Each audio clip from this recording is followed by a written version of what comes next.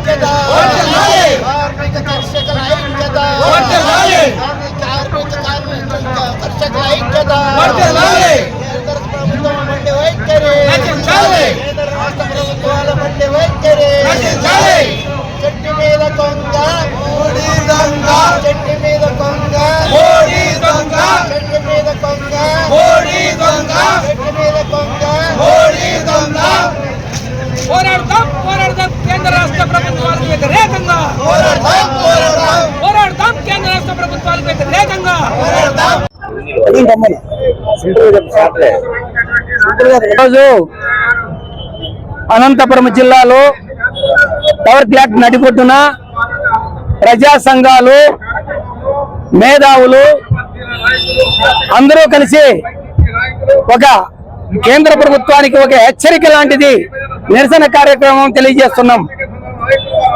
ముఖ్య కారణం ఏమంటే కేంద్రంలో ఉన్నటువంటి కార్మిక కర్షకులు సంఘాలు ఇచ్చినటువంటి పిలుపు మేరకు దాదాపు 500 సంఘాలు దీంట్లో కలిసి కేంద్రం తెచ్చినటువంటి 44 చట్టాలను సవరణ చేసి 4 కోడులుగా తీసుకొని వచ్చి కార్పొరేట్ వ్యవస్థకి అనుకూలంగా తెచ్చింది. కాబట్టి 8 గంటల పని దినాలని సాధించుకున్నటువంటి దాన్ని వ్యతిరేకంగా 12 గంటలు కార్పొరేట్ కు అనుకూలంగా, పరిశ్రమలకు అనుకూలంగా తెచ్చింది. అంటే కేంద్ర ప్రభుత్వం ఎంత నిర్లక్ష్యంగా ఉన్నది, కార్మికుల పట్ల, రైతుల పట్ల ఎంత నిర్లక్ష్యంగా ఉన్నదని చెప్పేసి స్పష్టంగా అర్థమైపోతున్నది. ముఖ్యంగా ఇవాళ విత్తన చట్టం తీసుకొని వచ్చింది. విత్తన చట్టం తీసుకొని వచ్చి కార్పొరేట్ కి అనుకూలంగా తీసుకొని వచ్చి కార్పొరేట్ కంపెనీలకు అనుకూలంగా ఉంటే నాసిరకం విత్తనాలు తీసుకొని వస్తుంది. కాబట్టి నాసిరకం విత్తనాలు తయారు చేస్తారు. కాబట్టి దానికి వ్యతిరేకంగా ఇవాళ సార్వత్రిక సమ్మెలో పిలుపుమై భాగమై ఇది ఉన్నది. రెండవది విద్యుత్ చట్టం తీసుకొని వచ్చి రైతులకి చాలా నష్టం కలిగిస్తా ఉన్నది. సామాన్య మధ్య ప్రజలకి నష్టం కలిగిస్తా ఉన్నది. స్మార్ట్ మీటర్లు బిగించడం వలన మీకు మొత్తం ఎంత కరెంటు వాడితే అంత దానిపైన ఉన్నది. సబ్సిడీ ఎత్తేయాలని చెప్పేసి రెండో భాగం ఉన్నది. ఇది రద్దు చేసేంత వరకు ఇవాళ పోరాటం చేస్తున్నాం. అదేవిధంగా 2004 సంవత్సరంలో అనంతపురం జిల్లా సింగనమల మండలంలో బండ్లపల్లిలో ఆ రోజు ఒక చట్టం తీసుకొని వచ్చినారు. సామాన్య మధ్యతరగతుల పక్షాన రైతులకి అందరికీ అనుకూలంగా ఉన్నటువంటి చట్టం. మహాత్మా గాంధీ జాతీయ గ్రామీణ ఉపాధి హామీ పథకము 2004 సంవత్సరంలో ఆ పొద్దు శంకుస్థాపన చేసి విడుదల చేసినటువంటి ప్రభుత్వం ఆ పొద్దు కాంగ్రెస్ ప్రభుత్వం. అది కానీ ఇవాళ బీజేపీ ప్రభుత్వము వాళ్ళకు అనుకూలంగా తీసుకొచ్చినటువంటిది రామ్జీ బిల్లును తీసుకొని వచ్చింది. అంటే వికసిత్ భారత్ రామ్జీ బిల్లుని తీసుకొని వచ్చింది. అంటే కేంద్ర ప్రభుత్వము గతంలో 90% కేంద్రం ఇచ్చే దీనికి ఈ చట్టానికి 10% రాష్ట్రాలు ఇచ్చేటివి. కానీ ఇప్పుడు 60% కేంద్రం ఇస్తారంట, 40% రాష్ట్రాలు ఇవ్వాలంట. రాష్ట్రాలే ఇప్పుడు అప్పుల పాలైనటువంటి పరిస్థితి ఉన్నది. ఎప్పుడు తీసుకొని వచ్చి 40% ఎప్పుడు ఇస్తారు? కానీ ఈ చట్టాన్ని సవరణ చేయకోకుండా జాతీయ గ్రామీణ ఉపాధి కంటిన్యూ కొనసాగించాలని చెప్పేసి ఇవాళ పిలుపునిస్తున్నాం. ఇది ఈ కార్మిక చట్టాలు సవరణ చేసేంత వరకు, రైతులకు తెచ్చినటువంటి శాపాలుగా ఉన్నటువంటి 3 చట్టాలు రద్దు చేసేంత వరకు, ఈ చట్టాలు రద్దు చేసే వరకు బలమైన పోరాటం చేస్తామని చెప్పేసి హెచ్చరిక తెలియజేస్తున్నాం. దేశవ్యాప్తంగా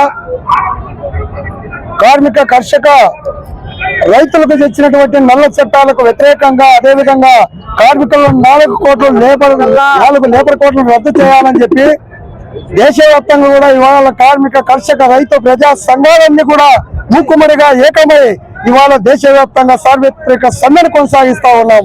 ఇందులో భాగంగానే కేంద్ర ప్రభుత్వానికి హెచ్చరిక ఇచ్చే విధంగా దేశమంతా బిక్కుమని చూస్తున్నటువంటి ఈ తరుణంలో కేంద్ర ప్రభుత్వం కళ్ళు తెరిచే విధంగా ఇవాళ ఉద్యమానికి శ్రీకారం చుట్టడం జరిగింది. అందులో భాగంగానే మన రాష్ట్రంలో అనంతపురం జిల్లాలో అవక్రాకు నడిబొడ్డున అన్ని ప్రజా సంఘాలు అన్ని కార్మిక సంఘాలు ఏకమై ఇవాళ గళం విప్పడం జరుగుతోంది. ఈ గళంతో కేంద్ర ప్రభుత్వం కళ్ళు తెరిపించి 4 కోట్లు రద్దు చేసి కార్మిక రైతు సంఘాల నల్ల చట్టాలను రద్దు చేసేంత వరకు ఈ పోరాటం ఆపమని చెప్పేసి ఈ సందర్భంగా కేంద్ర ప్రభుత్వానికి హెచ్చరిక ఇస్తున్నాం.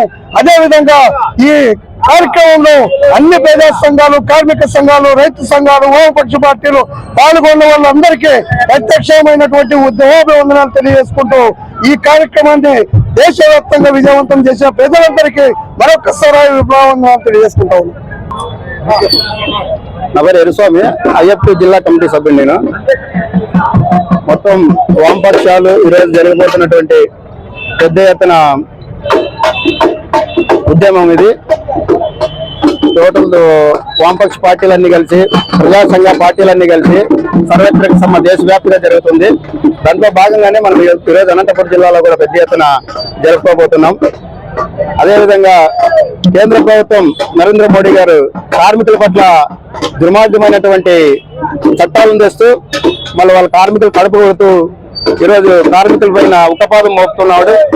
మరి కార్మికులు దేశవ్యాప్తంగా 50-60 కోట్ల మంది కార్మికులే ఉన్నారు ఈ దేశంలో. మరి ఆ దేశం కార్మికులంతా 50-60 కోట్ల మంది 50-60 కోట్ల మంది తలుచుకుంటే ఈ నరేంద్ర మోడీ కేంద్ర ప్రభుత్వాన్ని గద్దెదించే ప్రయత్నంలో ఉన్నాం. కాబట్టి ఈ కేంద్ర ప్రభుత్వం నరేంద్ర మోడీ గారు కార్మికుల పట్ల కలుపుతూ వాళ్ళు చేస్తున్నటువంటి పెత్తందారులకు కట్టుబెడుతూ కొన్ని చట్టాలను వాళ్ళకి అనుకూలంగా తీస్తూ ఆదాని అంబానీ ఏజెంట్ గా మారినాడు ఈ రోజు. మరి అదే తరుణంలో కార్మికులు చట్టాలన్నీ కూడా పాత తరము కార్మికులు సాధించుకున్నటువంటి 44 చట్టాలని ఈరోజు కుదిస్తూ 4 కోట్లుగా కుదిస్తూ కార్మికులకి ద్రోహం చేపట్టినాడు. దానికి వ్యతిరేకంగా అన్ని దేశవ్యాప్తంగా అన్ని రాష్ట్రాల్లో అన్ని జిల్లాల్లో కూడా పెద్ద ఎత్తున ఈరోజు సర్వత్రిక సమ్మె జరుగుతోంది. కాబట్టి ఇంతటితో ఆగదు. ఈ నల్ల చట్టాలన్నీ రద్దు చేసేంత వరకు కూడా ప్రతి ఒక్క ప్రజా సంఘాలన్నీ కలుపుకొని పెద్ద ఎత్తున ధర్నాలు చేస్తూ పెద్ద ఎత్తున నిరసన తెలుపుతామని చెప్పేసి కూడా డిమాండ్ చేస్తున్నాం. అదేవిధంగా ఇంతటితోనే కాదు, ముందు ఢిల్లీ లెవెల్లో కూడా నడిబొడ్డున పెద్ద ఎత్తున కానీ జంతర్ మంతర్లో కానీ నిరసన తెలుపుతామని కూడా ఈ కేంద్ర ప్రభుత్వానికి తెలియజేస్తున్నా.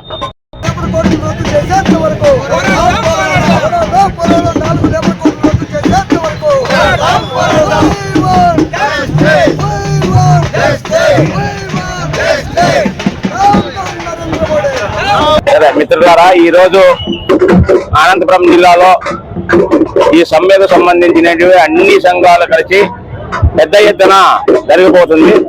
మరి ఈ సమ్మె ఇక్కడ ఉండేటువంటి కార్మికులకు ఏ విధంగా జరిగింది అనేటువంటిది మీకు అందరికీ కూడా తెలిసినటువంటి విషయాలు. మరి ఈ రోజు 8 గంటల పనిదినం అని ఆ రోజు చెప్పినటువంటి పెద్ద ఈ రోజు దాన్ని మళ్ళా ఈ రోజు 12 గంటల పనిదినాలు చేయాలనేటువంటిది చెప్తా ఉన్నారు. మరి ఇది సరైనటువంటి విధానాలు కాదు. ఆ రోజు 4 కోట్లు ఉండేటువంటి ఇవన్నీ కూడా రద్దుపరచాలి అనేటువంటిది కూడా మనం అడుగుతా ఉన్నాము. మరి ఇంతవరకు కూడా దాన్ని రద్దుపరచుకోకుండా దాన్ని అమలుపరచుకుంటూనే వస్తా ఉన్నాడు. మరి ఇది చాలా అన్యాయం అనేటువంటిది కార్మికులంతా కూడా అందువలన కార్యక్రమంలో దిగినారు. కాబట్టి ఈ రోజు అనంతపురం జిల్లాలో కూడా చాలా విధానంలో ఉన్నది. ఇంకా పెద్ద ఎత్తున చేసేదానికి కూడా కోరుకుంటామని చెప్పి ఈ రోజు పట్టణపేదల సంఘం తరఫున మేము డిమాండ్ చేస్తా ఉన్నాం. ఫాలో చేయొచ్చు కదా అండి ప్లీజ్. అందరికీ నమస్కారం. మీరు వీడియో చూస్తున్నారు కానీ సబ్స్క్రైబ్ చేసుకోవడం లేదు. మా టార్గెట్ 10,000. దయచేసి సబ్స్క్రైబ్ చేసుకోండి, మాకు సపోర్ట్ చేయండి.